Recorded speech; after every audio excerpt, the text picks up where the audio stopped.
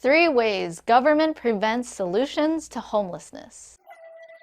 Yes, freeze! According to the U.S. Department of Housing and Urban Development's annual Homeless Assessment Report, as of 2017, there are around 554,000 homeless people in the United States on a given night, or roughly 0.17% of the population. Some people look at this fact and rail against private property owners as being greedy and selfish, as if they are the cause of this homelessness. In reality, homelessness is, by and large, a product of government action. And I'm going to share with you 3 key facts that make it abundantly clear that government is not only the problem, but also is preventing the solutions. First, the federal government holds some 640 million acres of land to the exclusion of others. This land is kept as preserves and managed under agency bodies like the Bureau of Land Management and the National Park Service. That the government holds this much land and prevents homesteading on it inherently keeps people from being able to have a new location on which to establish a home. While some may think that this land should be kept only for wildlife, one cannot rationalize keeping human beings in need from having a home on undeveloped, unowned lands. If each homeless person took up a generous single acre to live on, there would still be over 639.4 million acres of land for wildlife and natural habitat, which means that the government, in preventing homesteading on these lands, is creating artificial scarcity. The reality is that land access is not an issue. Secondly, homelessness is also fostered by property taxes. As people cannot truly own their home outright thanks to property taxes, homeless people just trying to get on their feet will be inherently oppressed by local taxing bodies who will seize their home for lack of funds, even if it was already paid off. For example, Eileen Battisti, an elderly widow, accidentally underpaid her taxes by $6.30. Unaware, this debt ballooned with interest and penalties to a few $100s, and the local county forced a sale on her home, evicting her in the process. Eileen's story matches the experience of many others who fell behind on tax bills and lost their home in foreclosure. So long as the state can keep charging people taxes to keep their home, everyone at large is effectively a neo-feudal serf, where people are forced to work for the government lest the government takes their home. Lastly, it should be noted that Americans are some of the most generous people in the world. In 2018 alone, charitable giving topped over $410 billion. This amount is more than the gross domestic product in dozens of countries, such as Denmark, Norway, and Greece. Among those providing charity are people trying to give the homeless a new home to live in. For example, offering the homeless specialized tiny homes. Elvis Summers, a man who was himself once homeless, built tiny homes for people in Los Angeles so they could have a stable shelter within encampments. The government didn't like this and so seized these homes from the homeless, stealing their personal items along with the home. This example is one, among many, of government officials stopping people from voluntarily trying to help others have a stable life. Even giving homeless people food or temporary shelter has been met with state threats of violence. From the arrest of 90-year-old Arnold Abbott for feeding the homeless in a South Florida park, to a church in Maryland being threatened with a $12,000 per day fine for housing homeless people in cold weather. With these facts in mind, please consider how the state is preventing people from attaining a home and how government bureaucrats persecute those trying to help homeless people in need. When you see the bigger picture, it is apparent that those in state power don't want others to realize that the public at large really doesn't need its awful services to do good for others. Thank you for watching and for supporting my work, and a special thank you to my producers, the Asian capitalists Zach Glakowski and Crawford K. McDonald of ECM Real Estate Group. To join my monthly live hangouts and to help choose the next video I produce, join my Patreon page at the Philosopher's Pho or Boba Tea level. See you soon! Yes, freeze! What we are about to explain in this short animation is the most top secret and private information we have ever had access to, and we want to share it with you. Homelessness can be solved. We have an idea on exactly how to do that. Now before I explain, I want to introduce you to someone. This is Steve. Say hi, Steve. Hello. Steve is homeless, yet he does not want to be. Steve isn't alone. In fact, there are over 100,000 others just like Steve in Australia. Now, the main problem with homelessness is that without an address, you cannot get a job. And without a job, you cannot get an address. Thus, a vicious cycle is formed. Rather than trying to break down, deconstruct, or intercept this cycle, we are going to create a brand new cycle to replace it with. Our idea is to create a forum for those without homes and without hope to become those with a chance. We raise enough money to rent a building somewhere in the city. We create a cafe on the ground floor, and we have multi-level housing above it. We open applications for people wanting to change their lifestyle. They come in and work for their stay. It's that easy. A job, some skills, and a home. Our key aim here is to build a platform for people that are living on the streets to start a new life for themselves. Yet we have hit a roadblock in our master plan. At this point in time, we unfortunately don't have sufficient funds, which is why we need you. But not just you, we need everyone. We need to come together as a collective, to be a part of something greater than ourselves, to be the reason why a problem isn't a problem anymore. Please donate.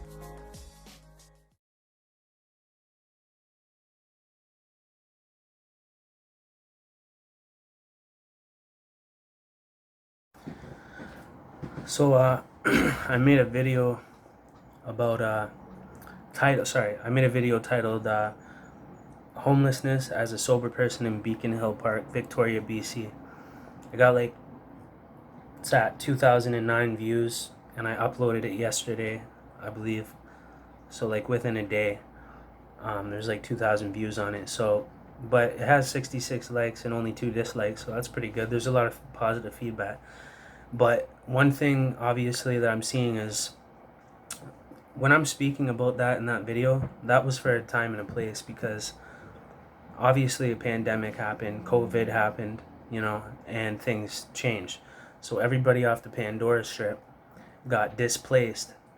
People that are struggling with addictions got displaced, and they got put in Beacon Hill Park. Now, when I was making a video talking about people being allowed to tent in Beacon Hill Park, I was thinking of it when I was going through it. And I'll be honest, like I said, I don't live that type of a lifestyle. When I was homeless, I wasn't doing drugs. My intent was to make sure that I don't go near that lifestyle or near people that are going through that, because they're not well at the time, and it's easy to get sucked into trouble and a problematic life if people are living a problematic lifestyle due to their addiction, right? So I avoided that, and how I was able to avoid that was tenting in Beacon Hill Park.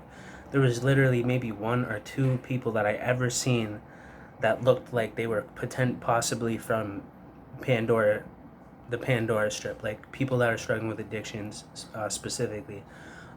People that are going through addiction tend to stick together because they have something in common, and they're alone and they're by themselves. They're homeless, they have trauma, they have a lot of pain, and that's why they resort to the lifestyle that they do and the addiction that they do. So that's why they stick together, and that's why you see that, and that's why Pandora was the way it is. They need somewhere to go, and they need somewhere that's downtown where they can access all the help that they need, because they need more help, and they need to be able to access the pharmacy and things of that nature, and other things of that nature, right? We don't need to get into that. We already know that, right? So that's why people with addictions tend to stick downtown, and you see it all over. But what happened was COVID happened, or else that would have never happened. Now, I am a little bit worried and upset, because it was my intent for Beacon Hill Park was the last place that people like me that are going through homelessness, that fortunately aren't struggling with an addiction, were able to go, and it was better than the shelters, because the shelters are full of different kinds of people that are going through different things. You don't want to influence yourself by those things. The idea is to have the least amount of contact with anybody when you're going through homelessness, because your primary goal is to overcome homelessness and become dependent and get out of that situation, and at least don't make it worse, for yourself. Everybody's at a different level in life, it's important on what you let into your environment. You know what I'm saying? And that's the only reason why I kept my sanity when I was homeless since I was 14 years old, is because I moved militantly. Everything was calculated.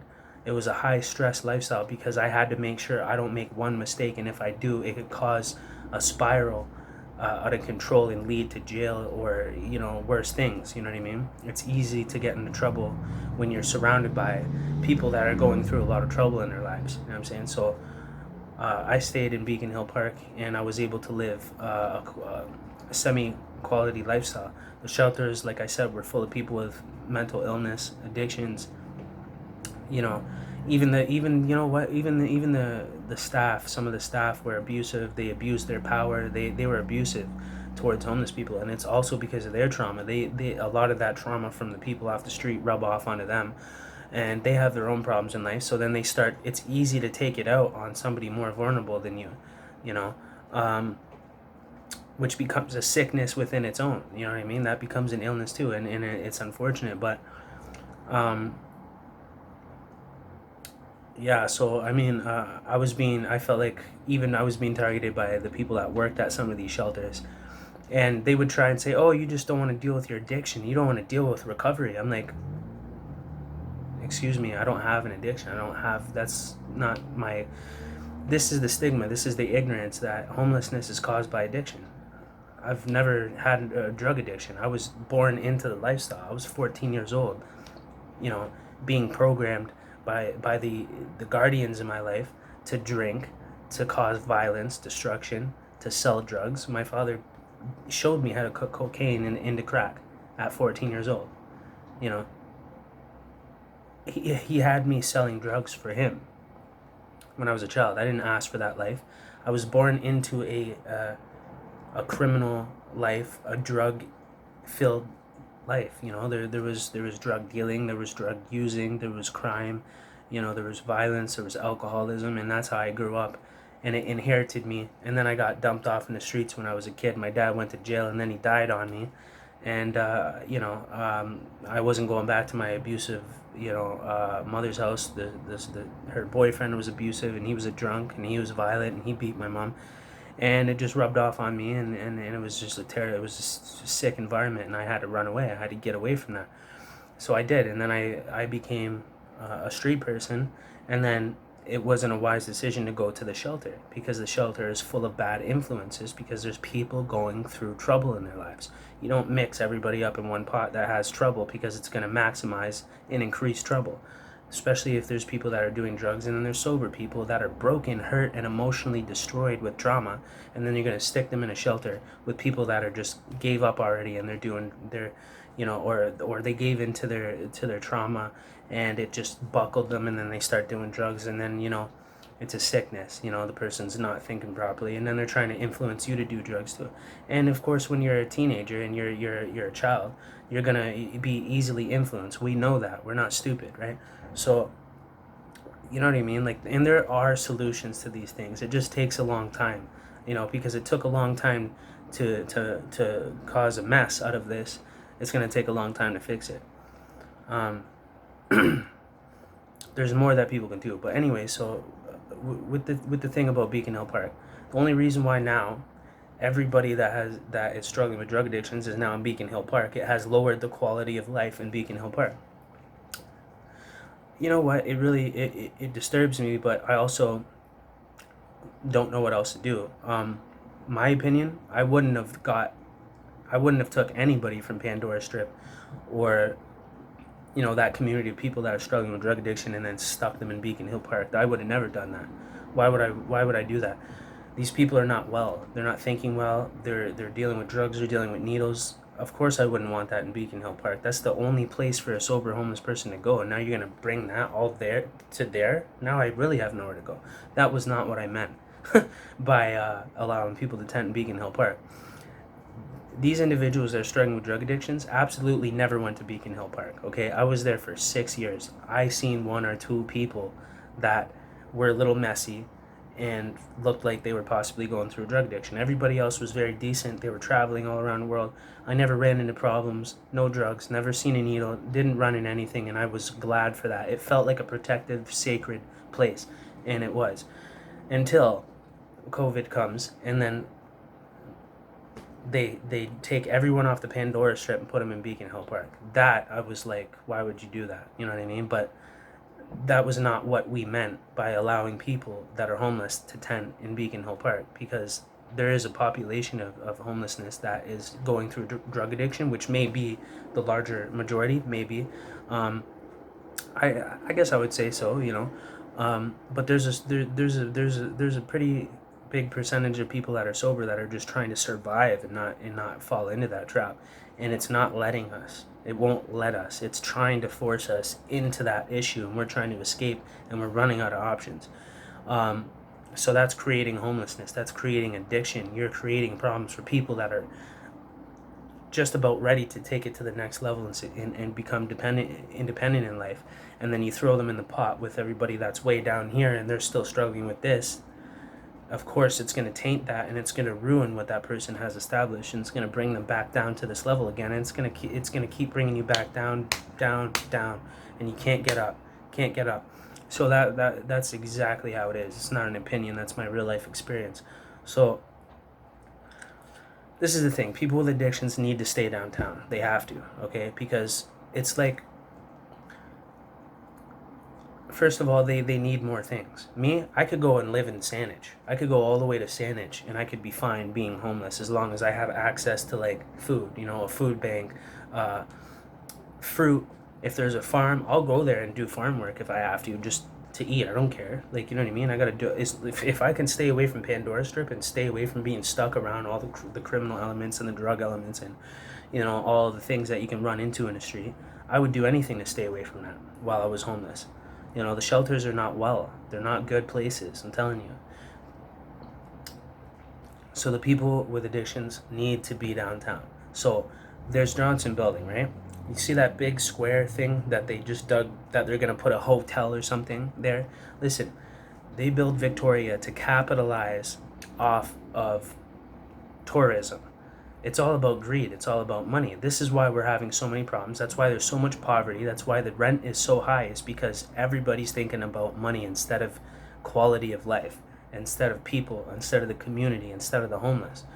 So it's just creating more and more of it. The system itself is contributing. So is society contributing to homelessness and addiction and people's attitude towards re-embedding themselves into society. You're creating the problem, okay?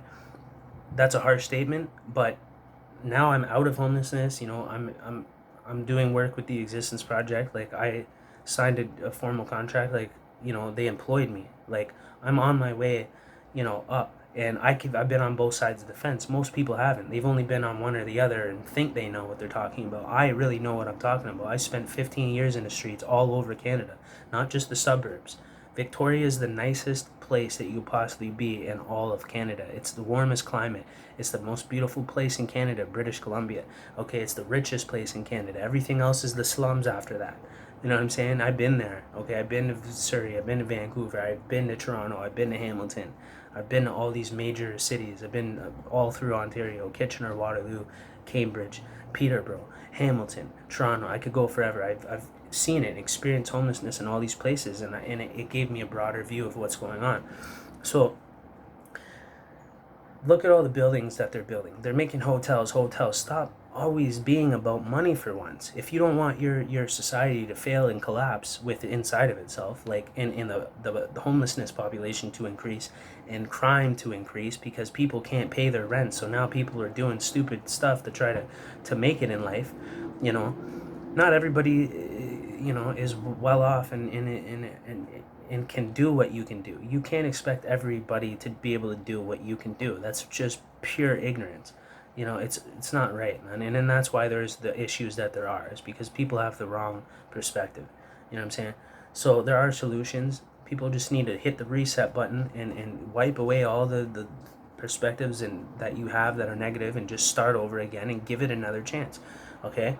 And then we can go from there. But this is how it's going to work.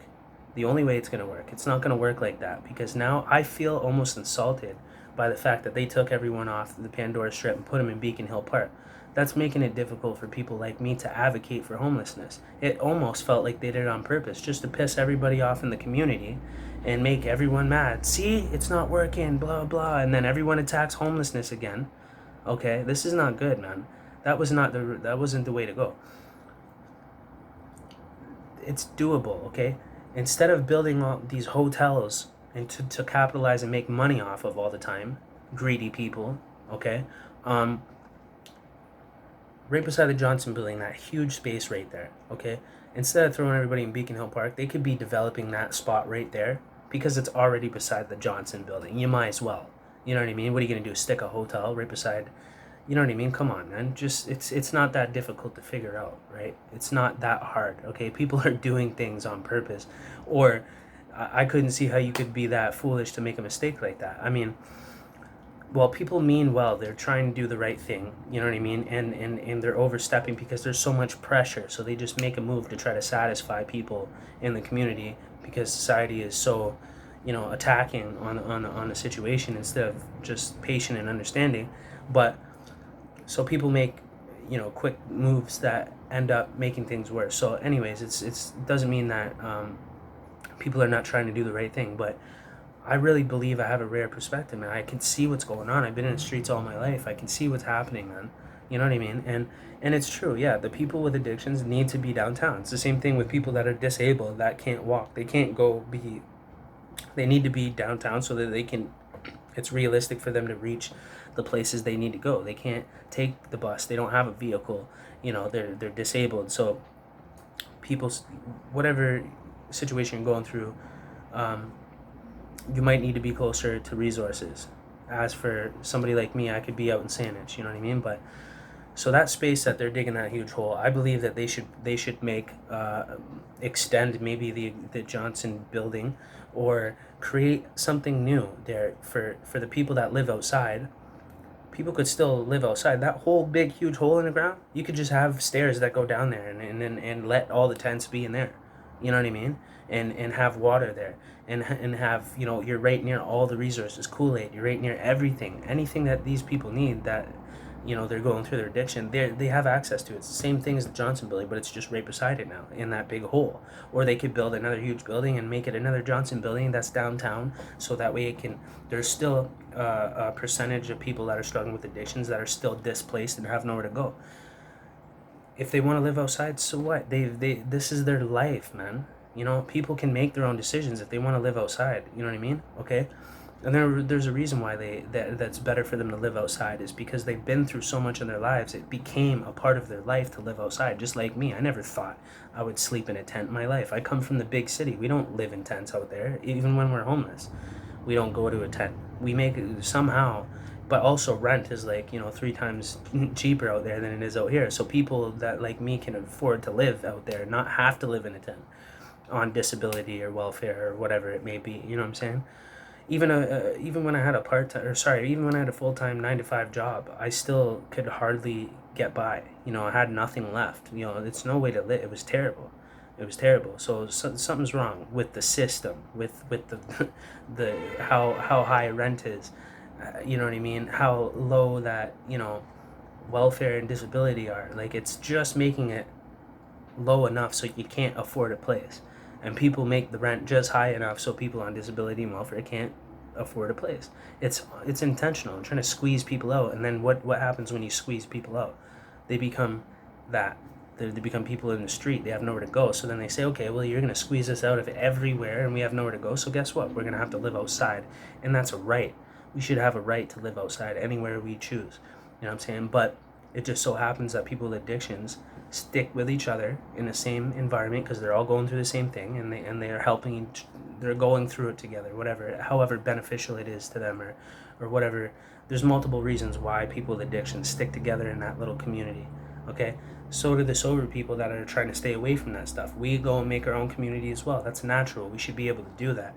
So the people with addictions need to be downtown in that area. Does that mean that everyone they have to be out on the strip on Pandora where everyone can look at them and judge their lifestyle? No. We have the ability to change this, okay?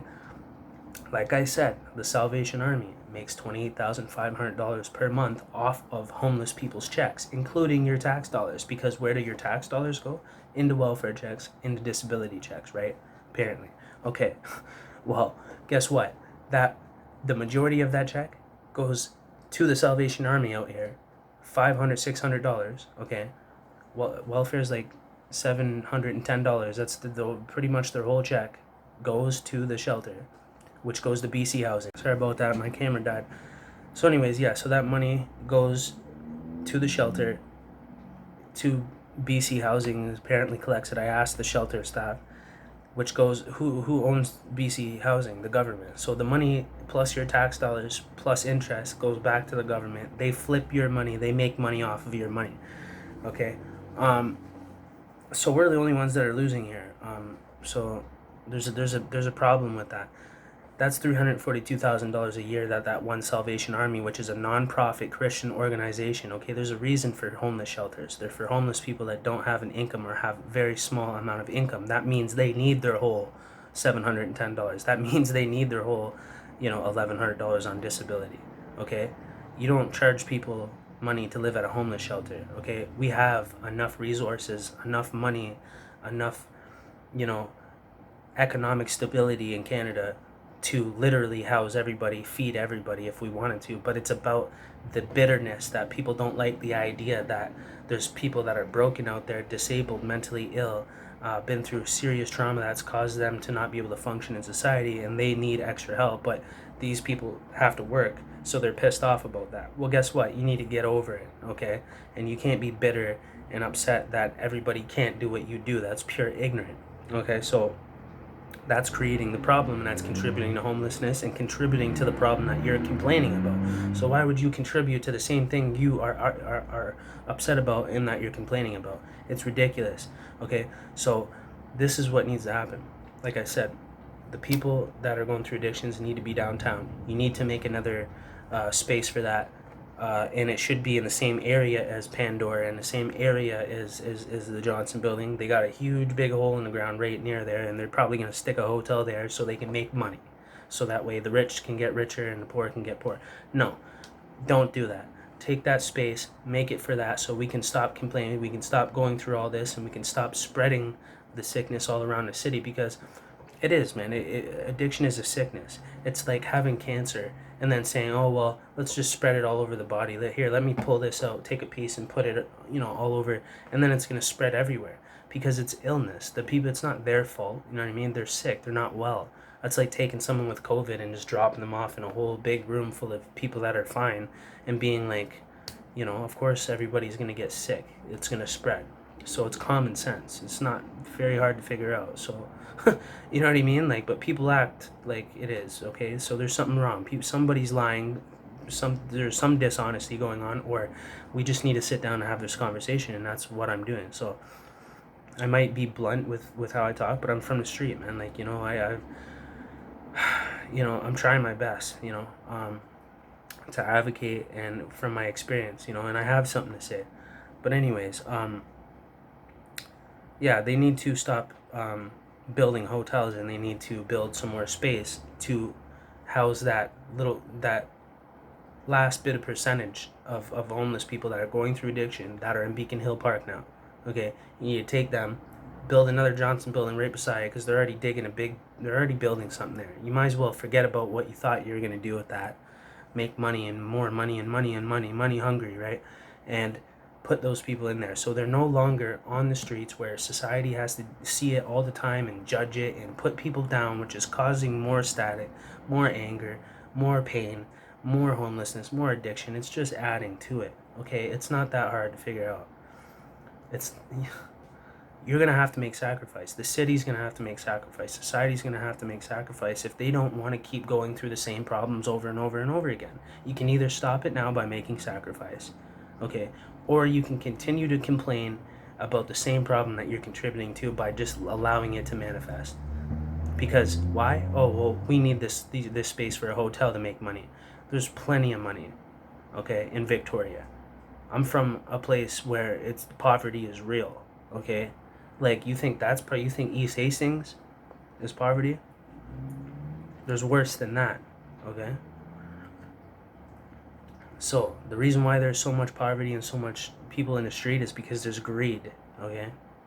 Not everybody can work for themselves. Not everybody can provide and earn and do everything that you can do. And the fact that you think that's ridiculous. That's like an athlete being able to do 20 backflips and then being like, man up, bro. Like, do 20 backflips or you're not coming in. You're sleeping outside tonight. But I can't do 20 backflips. I can't pick up 1,000 pounds. I can't pick 100 pounds up. Well, then you're out of luck then. Sorry, bye. Does that seem right? No, that's wrong. Like, not everybody's different. We can't expect everyone to be able to do, I can't expect people to do what I do, to step up to the plate and advocate for homelessness. Not everybody can do that. Their trauma is so heavy. I can't believe that I'm even doing this. It just happened and it became a responsibility. So now I have to do it because nobody else is strong enough to step up to the plate because I got lucky. You know what I'm saying? God blessed me so I could bless other people and I could use my voice to empower people and contribute to a solution versus the problem, add to the problem. So that's what I'm doing. And that's all we have to do as humans, man. So as for people, I came up with a whole solution for housing out here, okay, in a three-step process. People that are going through addiction, people that are transitioning out of addiction into recovery, and then for people that have recovered and are sober and want to keep going on that quality life journey, you know what I mean, and continue to build their quality of life until they're completely independent and self-sufficient. So it's not just going to happen from A to B. People think, oh, whatever, get a job, man up, and stop crying. Go from the homeless shelter and all the trauma and all the things that happen to you bad in your life that are, people think, oh, well, I've been through bad stuff and blah, blah, blah. Man, you have no idea what bad is. And I could flip your whole reality upside down and you wouldn't feel so confident anymore. I wish I could take people out here and bring them the hood out there in Toronto and Hamilton and go and show them what real tragedy, real violence, real gangs, real drugs, real wars look like in the street. There's broad daylight shootings like almost every week. You know, people get, it's not the same out here, okay? You guys are complaining and you don't understand that you have the biggest advantage in the entire country where you live. You have no clue. So it's pure ignorant to say, oh, well, I've been through tough times. You don't even know what tough times are. I can show you what tough looks like, okay? Your tough time is what tough really is. Your tough is paradise compared to other people's tough where I come from, okay? We have to recognize that. Same thing with me. I sometimes I complain and then I think, well, I don't live in a third world country. You know what I mean? Worst case scenario is I could live out here in a tent on an island on a white sand beach and pick fruit all day and eat that. Well, these people have nothing like that where they come from. There's no way to survive and it's a country of war. So I remind myself of that too. So there's no excuse. There's no excuse for the system, society, and you guys keep saying there's no excuse for the person that's broken, that's homeless, that's traumatized, that has problems that you can't see, that's been molested. You have no idea the pain, and you will never understand how that can stop you from being able to function in life properly and earn for yourself. Society is wrong. The system is wrong. We can correct this, okay? And then you're taking away from the problem that you're creating. Why would you, like I said, why would you keep complaining about a problem that you're contributing to? It doesn't make any sense. So, like I said, people with addictions, they need to stay downtown where they can access services and help, okay? They can't be spread out all over the city. It's not going to work, okay? So, figure it out. It can be done. Instead of that hotel that you want to make $1 million a month off of, you know what I mean? Or if you're going to put the hotel there, then make $1 million a month and invest some of that money back into homelessness. Like, there's so much money. There's tons of money. People are making stupid amounts of money for nothing. Like, for nothing at all. Okay?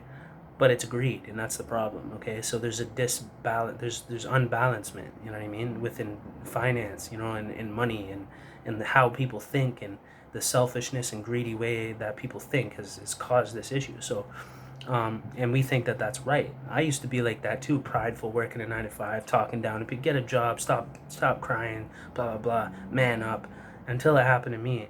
And then that broke me and humbled me and made me realize that, man, I'm lucky, if anything, even with the 15 years of homelessness and even with my dad dying at 18 when I was in jail and him getting me to sell drugs and me growing up in the streets, being around murderers and stuff. Like 2 people that were in my house when I was a kid that were helping me cook cocaine and a crack. One died and one went to jail for a first-degree murder. These are people that I was around as a child. Like, that seems like a movie to most people out here. Like, you know what I mean? So as for the people that are transitioning, okay, so they're less of a risk, obviously, to, you know what I mean, in society's eyes or whatever. To me, whatever it is, like, we're all just trying to make it. We're just trying to survive. That's it, you know. So don't burden our ability to survive. So the people that are transitioning out of addiction into recovery, they can be a little bit further away from downtown, maybe Oak Bay, you know, whatever. So that way people aren't, you know, freaking out because there's another Johnson building in Oak Bay. They don't want it. That's the worries that people are stating that they're having, is they're worried about just replicating the problem and putting it all over the place, which I agree. There's a way to do this, okay? And this is what I've come up with. So they can be, like I said, the people that are transitioning into recovery, less of a risk, can be like in Oak Bay or something like that, a little bit further away from downtown. And then the people that are sober and that just want a quality life and want to stay away from downtown, want to stay away from the criminal element, the drugs, and all the things that you can be influenced by that are not going to help your mental health, they need that space to heal as well, continue their healing, right? And that could be like Saanich or something. There could be a piece of land there where they build some tiny homes or whatever. A very self-sufficient way of living. There are you know what? If you're sober like me, when I was homeless, I was living in a tent in Beacon Hill Park. You think I wouldn't go to Saanich to live in a little tiny home, you know, versus living in a tent? Of course I would. I'd be on the next bus out there, as long as there's where I can go to a food bank, or if there's fruit, you know, lots of fruit out there, which there is. There's lots of food, man. It's Vancouver Island, tons of food.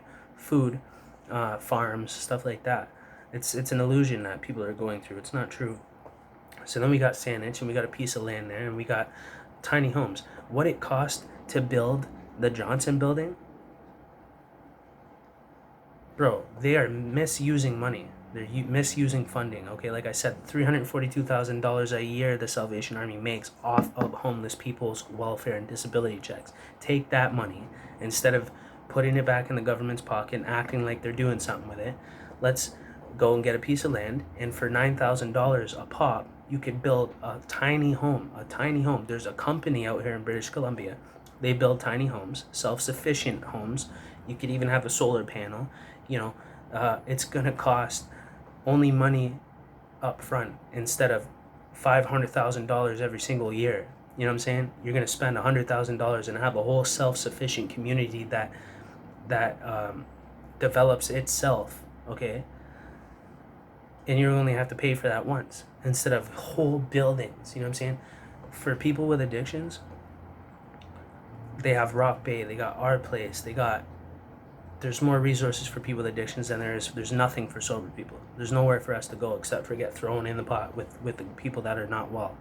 And they need their space too to recover as well. And we cannot be mixing around each other, because we're all bringing each other down. It's not the way to go. And I don't want to be around that. And I shouldn't have to be around that. So there should be these options, okay? And it's doable. It's feasible. It's less money to do that, to get a piece of land and build a tiny home community, which would be self-sustaining, which you would only have to pay for it once, okay? You don't have to keep $500,000 a year, $1 million a year. It doesn't exist like that. You can contribute, you can continue to develop it, but it's going to cost 90% less than it would what the government's already spending money on. Okay, like I said, there are resources that are being misused, money that's being misused. When I was homeless, they would be like, okay, go to the I need to get a job. So I go to the unemployment office, and there's 4 people in there that are being paid, hourly for 8 hours a day, to basically tell me to sit down and go on Kijiji and look for jobs. Why would you be sitting there sucking up all those resources and exhausting all that money 8 hours a day just to keep people employed for no reason, to just tell me what I already know what to do? Same thing with housing. You go to a place that claims to help people with housing, and they say there's some printouts of what's on Kijiji and Craigslist. Why would I need you to be paid 8 hours a day to tell me something that we already know? Like, that doesn't make any sense. Misuse of finance, misuse of funding, okay? All of that money, those wages for those people that don't even need to be employed, that are really not doing anything except for sitting there telling you to do what we already know, that you could do by yourself. I already know I can go on Kijiji and look for places. That's not help. What connections do you have with housing? With landlords? Nothing? Oh, okay. Oh. So why are you employed? Why are you sucking up $20 an hour for 8 hours a day? I could use that money and build a community of tiny homes that people could live in for the next 10 years, okay? And we don't have to pay rent for that. You just build it, and there's the land. $9,000 a pop for these tiny homes, and they're beautiful.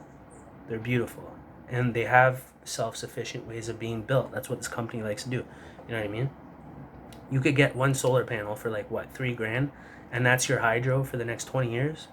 Like, and then you could spend $5,000 on a generator instead of, hydro every single month, rent every single month, adding up year after year after year. That's tons and tons and tons of money when you could have just got one solar panel, one generator, once. Problem solved. Energy sufficiently.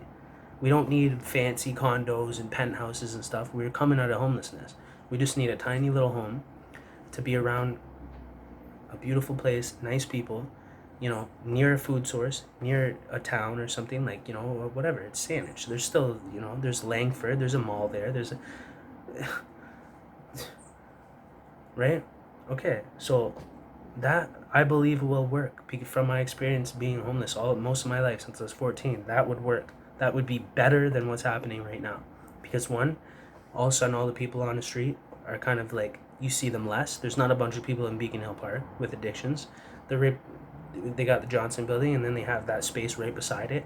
Now there's 2 whole buildings. Now that's housing pretty much everybody. Like, there's not that much people that are homeless that are addicted. Like, there's one street, Pandora Strip. That's it. Like, you can't fix that. Like, that's one building. That's one more building. That's it. Everyone's off the street. You understand that? They bought hotels. Okay, so the people that can't function inside, they damage things, whatever they go through because of their mental illness and their addiction. Like I said, there's that big hole in the ground right downtown or whatever that they're probably going to build a huge hotel. That thing is like 10 floors deep. You know what I mean? That whole space right there, there's Beacon Hill Park right there. They can put their tents in there. There's water, there's your downtown, there's food, there's resources, there's help. It's all there. The Johnson building's right beside.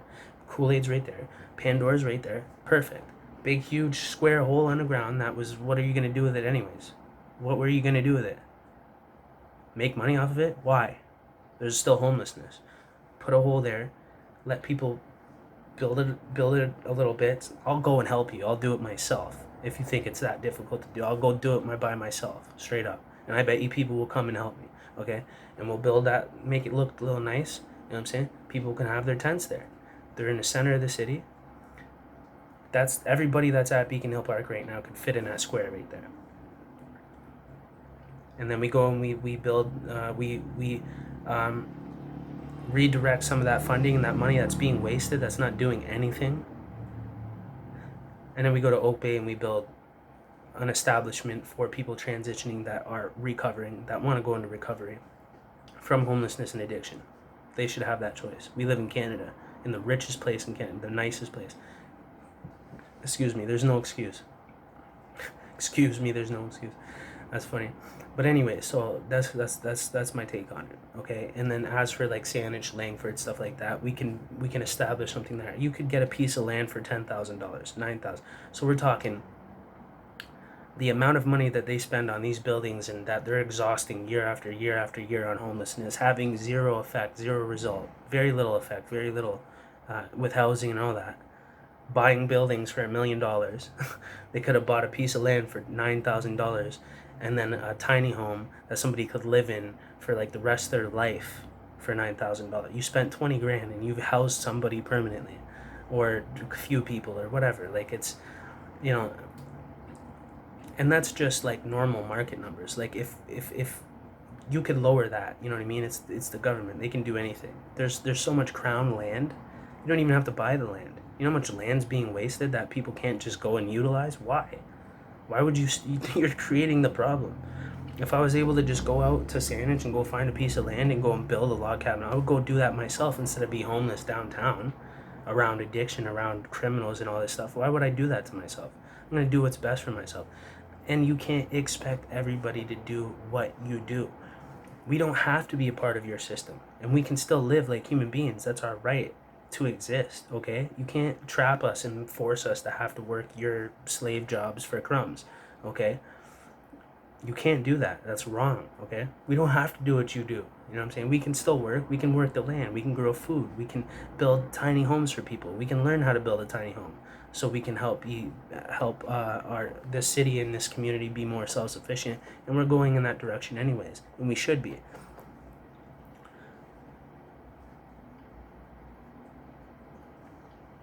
Okay? So it's doable. And if it seems like a lot, it is. But you know what? What's worse? The way we're going is not working, okay? So we have to go in a different direction. We have to try something new. And this is coming from somebody that's been in the street all his life. I'm telling you, it's going to work. If we do this, it's going to work. Redirect your funding.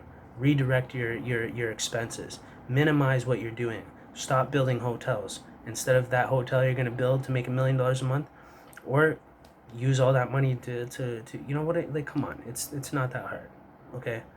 People are wasting money, okay? I can see where money is going that it shouldn't be going, okay? And if it was going towards homelessness, there would be no homelessness. Everyone would be housed and have resource. But people say, no, we want you to do it our way. You stay in your tent, you stay in that shelter, you stay sick, and you get a job, and you work your way up, and you know, like, it's a bitter, angry, envious way of being. Like, we don't have to be a part of your system. We're alive. I have a life. I'm allowed to do what I want with my life. You know what I'm saying? If I want to go to a piece of land and learn how to build a log cabin home, and instead of go and work at McDonald's, that's my choice, and I should be able to have that choice. It's not an easy way out. It's not a, you know what I mean? It's not like a cop-out or anything like that. It's a different lifestyle. Everybody thinks we have to do the same thing. Like, it's psychotic. Like, I don't want to be a part of your 9-to-5 misery, okay? You know what I'll do? I'll go save my little crumbs up for a couple of years. I'll buy a piece of land, and I will sit there and watch YouTube videos all day near a food bank or near some fruit that I can eat. You know what I mean? People will help me, and I'll sit there and I'll learn how to build a log cabin home. I seen a man build a log cabin home in 8 months by himself. No tractor trailer, nothing, okay? He chopped the trees down around him. He skinned the logs, okay? He cut a notch in it by learning on YouTube, and then he went do. Yeah, 4 walls and a foundation, okay? I would much rather live in a log cabin home, okay? The man moved his wife and his kids in there. It was beautiful. It's a beautiful lifestyle. It's a peaceful lifestyle. People are too material. They think we need all these things. We don't. That's what's causing the problem, okay? Greed, overconsumption, misuse of funding. So that's what we need to do. Core resilient.